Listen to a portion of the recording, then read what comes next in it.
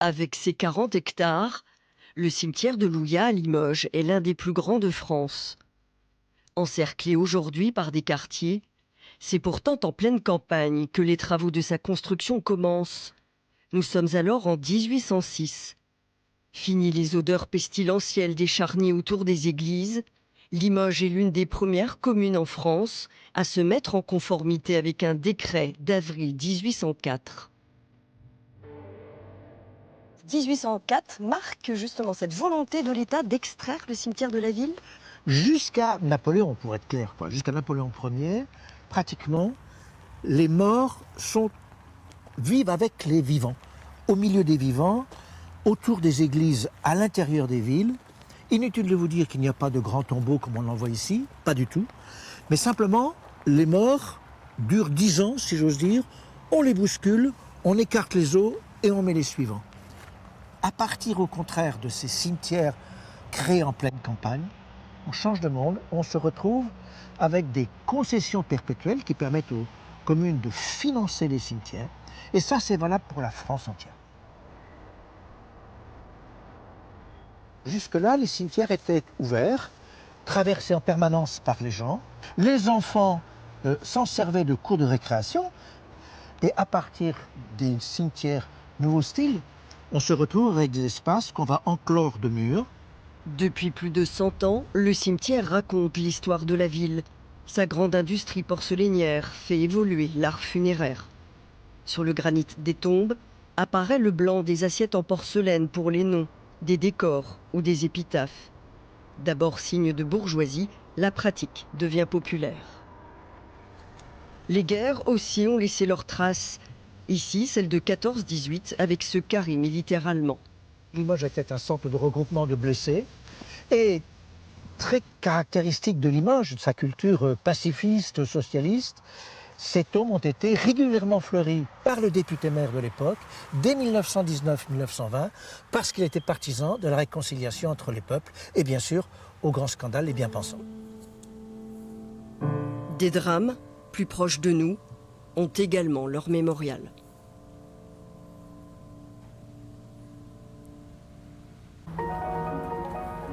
Luc Faye est l'un des 5 gardiens du cimetière de Louilla. Il a 21 ans lorsqu'il devient fossoyeur. Mais à sa grande surprise, on lui fait une autre proposition. Au bout de 6 mois, on m'a convoqué à la mairie de Limoges en me proposant le poste pour occuper le logement. Je pensais que je ne faisais pas l'affaire au cimetière quand j'ai été convoqué. Et puis, j'étais juste fiancé, donc il fallait un couple pour pouvoir entrer dans le logement. Donc, il a fallu qu'on se marie un petit peu précipitamment. Voilà. Et c'est ainsi que depuis 38 ans, il arpente les allées et contre-allées du cimetière. Il en connaît les moindres recoins. C'est une chapelle la plus grande du cimetière et elle date à peu près de 1800 et quelques quoi. Et il y a quelque chose que je voudrais vous montrer. Il y a, bon là c'est un petit peu rouillé, mais normalement ce boulon, enfin cette cache-vis, ça permet d'ouvrir cette chapelle quoi. Il y a une clé bien spécifique pour ouvrir cette chapelle et bien sûr il faut le savoir. Son rôle, s'assurer de la quiétude des lieux et de leur respect. Il nous arrive qu'il y ait des choses qui disparaissent par rapport soit à la revente, par rapport aux métaux ou des gens qui prennent des fleurs sur les concessions pour les transférer sur leurs concessions. Ces souvenirs ne manquent pas. Le tournage du film de Patrice Chéreau en 1997 par exemple. Ceux qui même prendront le train. Une phrase prononcée par le documentariste parisien François Reichenbach, inhumé ici. Ici, par exemple, ils avaient demandé à un maquettiste de faire 3 tombes, et donc des anciennes tombes, et pour qu'il y ait une personne, un acteur qui puisse venir se recueillir sur une de ces tombes. Dis-moi, alors merci pour les infos, d'avoir envoyé quelqu'un. Donc du coup, ça a permis... La conservatrice du cimetière, elle, vient juste de prendre son poste. C'est une mission qui est très intéressante, mais très diversifiée et surtout complexe, pour laquelle on n'a pas trop droit à l'erreur, puisqu'il y a une législation, il y a des règles à respecter, il y a beaucoup de vérifications, de la réglementation funéraire, et c'est pour ça qu'on a ces codes qui nous permettent aussi de faire des recherches. Et puis, donc, il y a tout le personnel à gérer, il y a une cohésion à avoir avec les équipes, les travaux. Et il a fallu que je découvre le cimetière. Heureusement qu'il y a les plans. Donc, le cimetière divisé en sections, en allées, avec énormément de tombes, un peu différentes selon les sections et la disposition des tombes et des caveaux. Donc, il faut s'imprégner et ça demande un peu de temps. Souhaiter être incinéré, il faut le marquer comme un testament en fait, voilà. Au téléphone, une personne sans famille souhaite que sa tombe soit entretenue. Oui, vous venez souvent, Marie Gourceau lui confirme que la ville le fait en effet pour les donateurs. Marie est le lien entre les 200 000 défunts et leurs descendants. Dans ces registres, elle peut remonter jusqu'à 1870. Même la saisie numérique ne les remplace pas. Des anecdotes, il y en a, oui, parce que des fois on peut ouvrir la concession sur l'ordinateur et dire c'est complet. Mais en fait, non, parce qu'à un chiffre près, c'est pas dans la bonne concession. Pas sur le terrain, je vous rassure, sur l'ordinateur. Donc c'est là où il faut corriger, et puis on ressort les registres pour tout remettre comme il faut dans l'ordre, et rassurer les familles en disant oui, on peut faire l'inhumation. Bonjour. Asseyez-vous, je vous en prie. Que faites-vous ? Nous souhaiterions connaître l'emplacement de la tombe.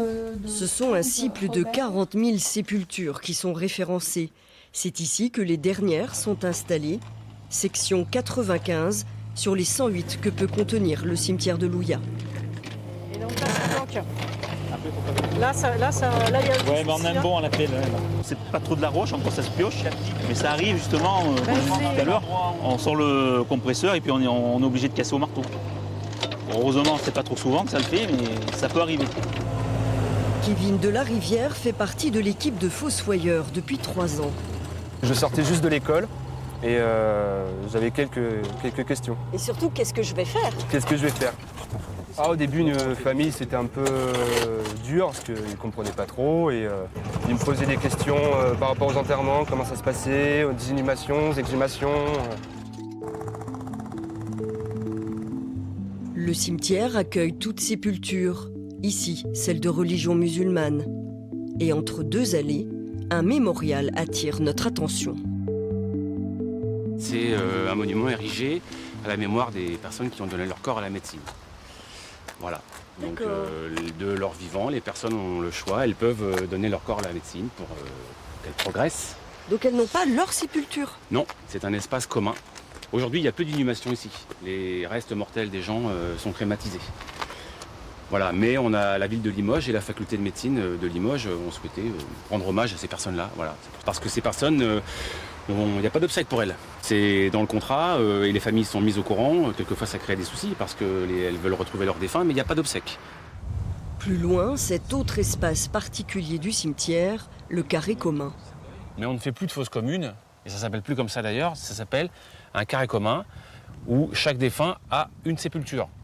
Ici, on inhume les gens qui ont fait le choix de ne pas acheter un terrain. Ah, c'est un choix. Il y a aussi des personnes qui n'ont pas les moyens ou qui n'ont jamais exercé de démarche ou des personnes qui meurent seules. Le jardin du souvenir recueille la dispersion par les agents municipaux des cendres des défunts qui l'ont souhaité. Un espace végétalisé qui s'inscrit dans le renouveau, un cimetière engazonné qui n'utilise plus de pesticides. Une petite révolution qui bouscule les mentalités et fait réagir. C'est pour le bien de tout le monde. C'est une volonté municipale d'avoir une volonté ville santé citoyenne de supprimer les pesticides dans le cimetière de Louya. Nous avons certaines plantes que nous pouvons laisser croître sur place parce qu'elles apportent de la biodiversité. Elles sont fleuries et elles ont une hauteur relativement basse qui ne gêne pas la vision à l'intérieur du cimetière. Donc ici, c'est du lotier. Une transition qui accompagne un changement de société, un de plus. Le cimetière de Louilla est avant tout un espace de vie.